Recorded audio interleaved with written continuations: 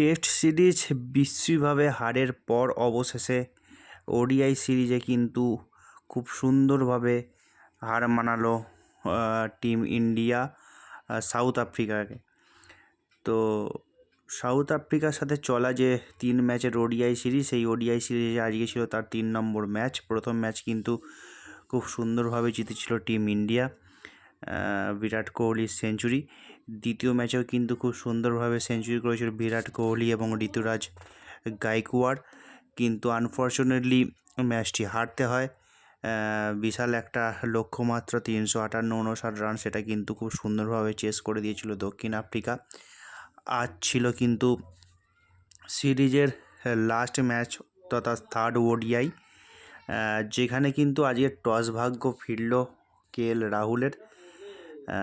সেইখান থেকে দেখতে গেলে টসে জিতে কিন্তু Indian captain KL Rahul bat করতে পাঠায় সাউথ আফ্রিকাকে। সাউথ আফ্রিকা কিন্তু শুরুটা খারাপ করেনি। সাউথ আফ্রিকা প্রথমে একটা উইকেট হারালেও সাউথ আফ্রিকা কিন্তু বেশ ভালো খেলছিল। একটা সময় মনে হচ্ছিল 330-40 রান অনায়াসেই কিন্তু সাউথ আফ্রিকা করে ফেলবে, কিন্তু হঠাৎ ব্রেক লাগে সাউথ আফ্রিকার ইনিংসে।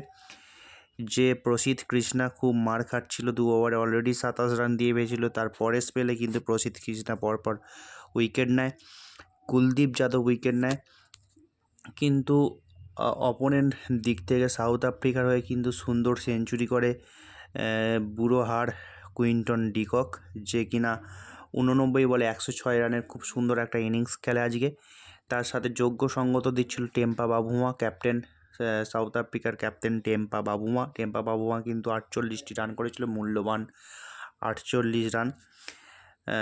তো সেই দিক থেকে দেখতে গেলে ভারত হয়ে উইকেট নেয়, খুব ভালোভাবে বোলিং করেছে কিন্তু কুলদীপ যাদব কিন্তু যে দিনের পর দিন খুব ভালোভাবেই কিন্তু নিজেকে উন্নতি করছে, নিজের বোলিংকে আরও ভার্সেটাইল করছে, আরও উন্নত মাপের বোলিং করছে কুলদীপ যাদব।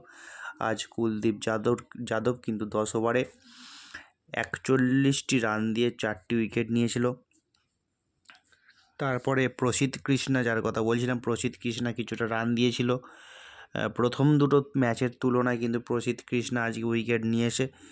9 ওভার 5 বল করে 66 রানে 4টি উইকেট নিয়েছে প্রসিদ্ধ কৃষ্ণা।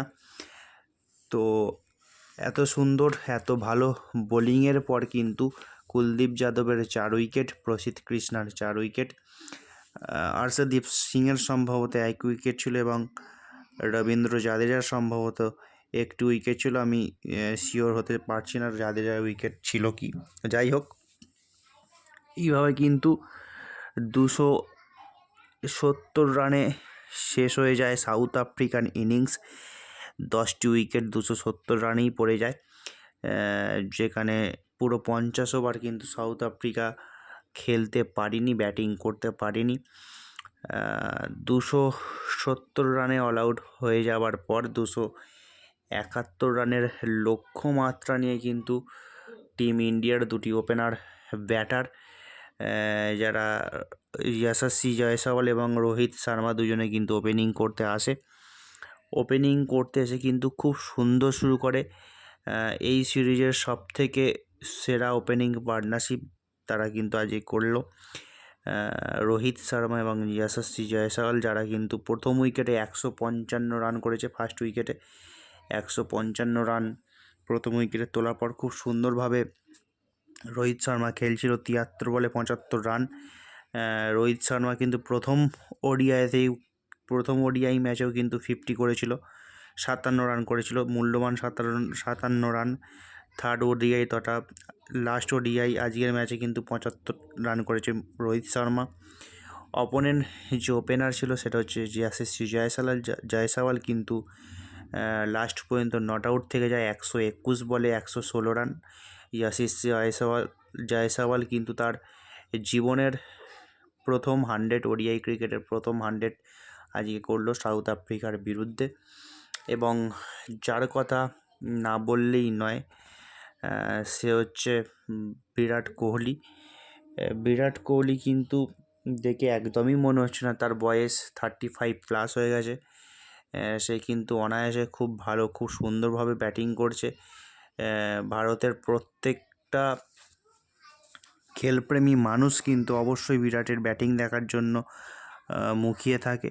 তো আজকেও কিন্তু বিরাটের ব্যাট চলেছে, আজকেও কিন্তু দর্শকরা বিরাটের ব্যাটিং দেখতে পেয়েছে, যেখানে প্রথম ম্যাচে 100, দ্বিতীয় ম্যাচে 100,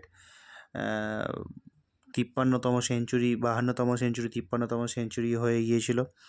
সেই জায়গা থেকে কিন্তু আজ থার্ড ওডিআইতেও কিন্তু হয়তো রান বেশি থাকলে সাউথ আফ্রিকা আজকেও হয়তো আর একটা 100 দেখতে পেতাম, কিন্তু রান বেশি ছিল না।